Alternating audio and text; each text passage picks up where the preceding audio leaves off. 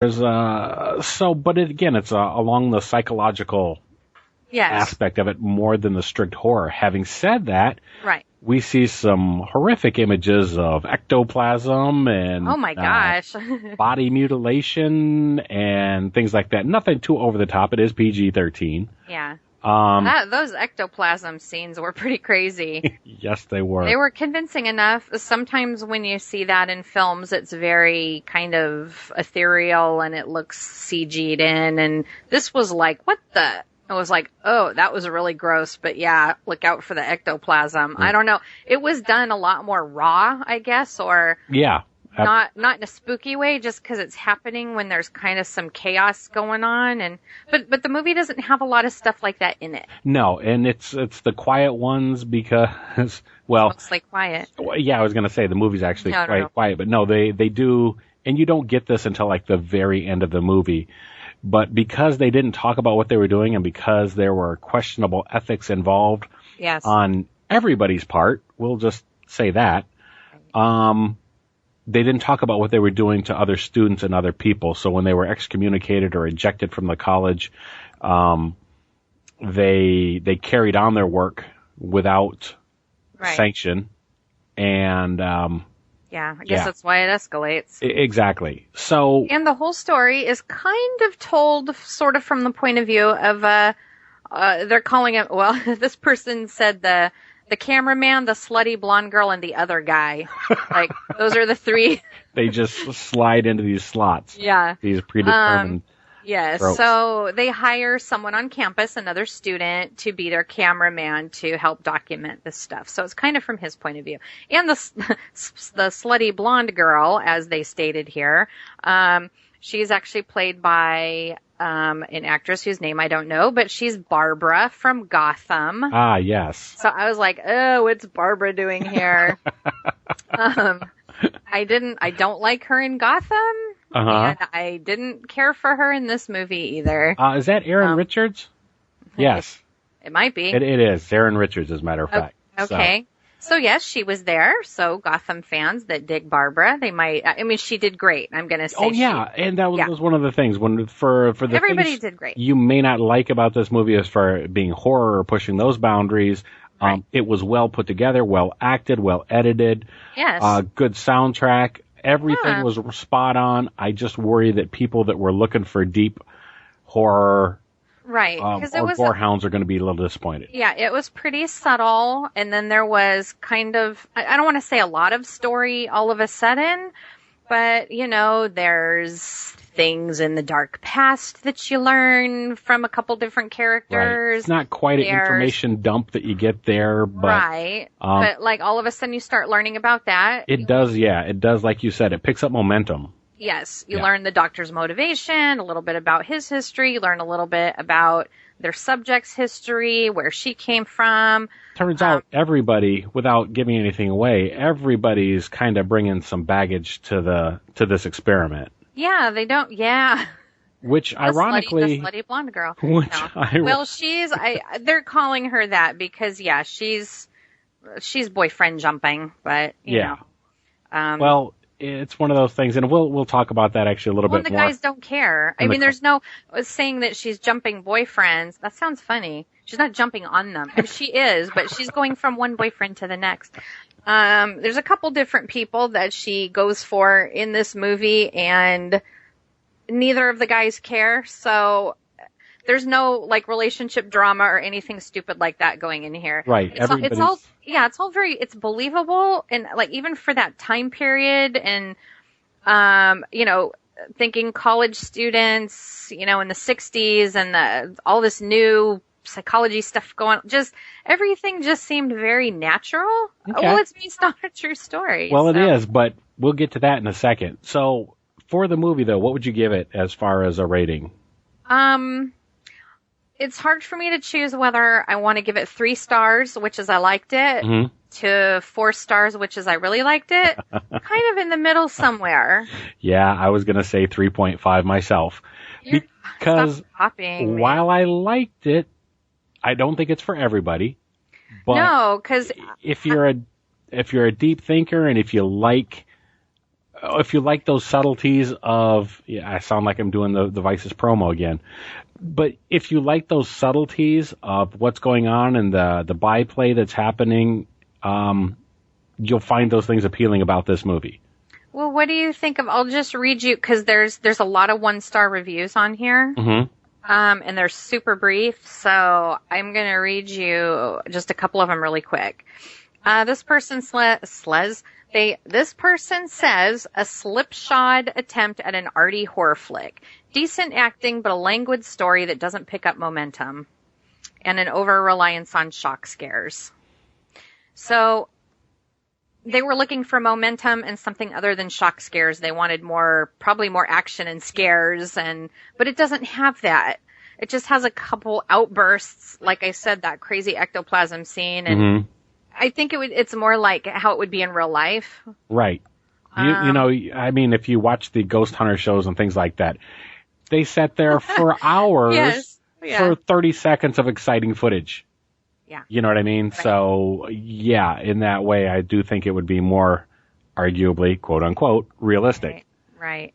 Okay, this is saying, someone said this was in the 70s, so maybe I'm saying the 60s. I guess that's wrong. They said an insufferable bore. I would have shut it off if I wasn't a damn completist. Didn't know much about the film going in, but was hoping for something more like The Conjuring. Oh, that's tough to. And they said the 70s setting was very authentic. Okay, I could see that. Yeah. All right. They liked the use of the 8mm camera footage. Yeah. They didn't like anything else. That's too bad. Plenty of not so scary shock scares, they said. That's so weird. I don't remember any boo scares. I don't either, because to me, they seemed like they fit. You know, yes, they were arguably jump scares, but I was waiting for them because you're dealing with a poltergeist or you're dealing with something like that you expect out first. And I think things were telegraphed. It must have been because nothing surprised me. Are these people looking at their phones while they're... Oh, no, let's not go there. Okay, yeah, we better not. Okay. But they enjoyed the 8mm camera stuff, but then, like, the next person gave it 1 star and said it was in a reality-type camera recording with jerky camera movements that gave me a headache. It was irritating, and they gave it 1 star. So I'm not sure what that... So there's a lot of interesting 1-star reviews, and they're only like a sentence or 2 each. Yeah. This person says, I thought the film was terrible, boring, predictable, and overacted. It's an hour and a half of my life I'll never get back. Wow. Too bad. So I don't really know what all of these people are talking about. Well, we've talked about everything at this point. We've gone for the whole gambit of it. So make up your mind whether you want to see it or not, and get back to us. Let us know what you think. Yeah. You can always contact me by emailing me at madsaxon, MADSAXXON @yahoo.com. You can comment on the Facebook page or go to Podomatic. Hey, and you know what? What's that? Out of 188,528 star ratings. Wow. It has an average of 3.1. And what did we give it? 3.5. So you know what that tells me? We're on track. We are correct. Well, it's interesting that many people would take the time to rate it, because I wouldn't think, for the amount of press that this got, or the amount of people that I've heard talk about it. Yeah, 188,529 people. That's nuts. That's crazy. And unfortunately, all of the worst the 1-star reviews show up on the first page of the... There's one really good, complete, thorough 5-star review on here that's really great, and I would almost say, hey, go check that out, because this person speaks very succinctly and accurately, like a lot of things I'm feeling about it, they say, but it also has a ton of spoilers. It's going to tell you the whole story. Oh, well, we don't want that. So no, you can't do that. All right. Well, they were the ones that said cameraman, slutty blonde girl, and the other guy. All right. It's too hard to remember everybody's names. Well, moving right along, I'm going to hurry us into our garbage in, garbage out segment. Okay. All right. Don't you know that we can throw the horizontal?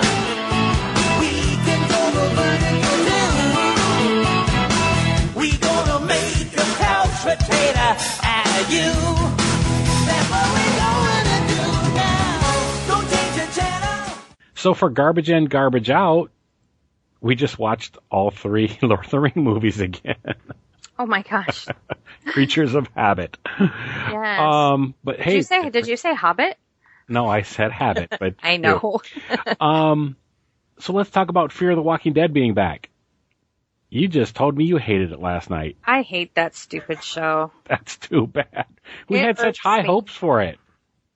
Yeah. Well, I mean, before we knew what it was. Right. And it feels like such a missed opportunity. Yeah, I almost can't even stand. Yeah, I'm not going to have anything to say. Okay. Because oh man, when you go online, go to the Fear the Walking Dead fan page on Facebook and read the comments on there. And it's like you love it or you hate it. And, there's the people who hated it out of the gate and still hate it. There's people that loved it and still love it. And then there's actually people that gave it a chance. And they're starting to lose it? And they've learned to love it. Oh, okay. So the people who hated it out of the gate and still hate it but are still giving it a chance, those people kind of quit talking because everybody's like, why are you still watching it then? Well, true enough. Yeah, stop watching it then. The interesting thing to me out of that, though, is watching Chris Hardwick on the Talking Dead show afterwards. Yeah. Because he seems, to me, if you watch him, it feels strained. It doesn't have the natural candor that's what a lot of people say. Talking Dead. And I think it's reflected in that, and I think there's really something there, but... The show is stupid. He's embarrassed. He's embarrassed to be sitting there talking about it. We watched a few where the actors look awkward and I know it's not The Walking Dead. Please don't send me hate mail saying it's not The Walking Dead. It's a different show. I know. But I like shows. For me, it's so important that the show has some kind of heart for me, and these people aren't doing it for me. Okay. I don't care about any of the characters. I have to like the characters. And that doesn't mean everybody has to be a wonderful character. I mean, even the characters you love to hate on Walking Dead, you have to feel something. Right. I don't feel a thing for any of these people. I just want them all to get off my TV. I'm going to use this as a segue into the next thing then about loving characters and so on. Okay. What are you feeling about the strain? I really like the strain. I love the strain, but but this season, I didn't want to say it. Well, see, we think we need to talk about that. Maybe it feels. What the hell is wrong with them? Like nobody is acting like themselves. Like to me, it feels like they got far enough away from the source material that like the writers don't know what direction to go in now. I agree. That's my general feeling watching it and stuff. I just love the characters and stuff, but nobody's acting like themselves. Yeah, I want Gus to die. Just die, Gus. Which is awful because I liked Gus. I came to like him more. And now where he's going, his character is going. I mean, he was a gang member that got called into the fight, and now he's not that anymore. I love Angel. I love the luchador that he was working with and stuff, and now they're just making bad decisions. And an Angel came to his house and told him he was being a stupid idiot. Yes, he did. So I was like, thank you, Angel. Because, you go from, awesome fighter, he's met the Ancient Ones, he's been on the inside, he knows what's going on, he knows what's up. Right. And now he's locked in his apartment, bleeding himself into a dog dish or something so he could feed his mother. To me... That's a monster. And he's just like, oh, but she's my mom. To me, it's almost like playing off on a stereotype too much. And I don't want to be one of those PC people about you can't say that about people or whatever, this and that. There's just things about it that just don't feel right. Satrakian is so far...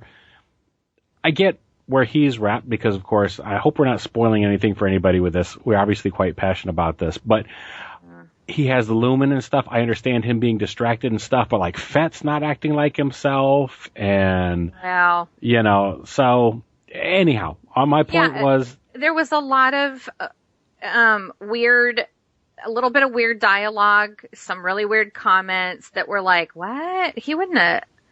Like you said, out of character, like you said, he wouldn't have said, what's wrong with him? He knows better than to do that or think that. I don't know what happened. I absolutely did appreciate his line about who's your favorite exterminator.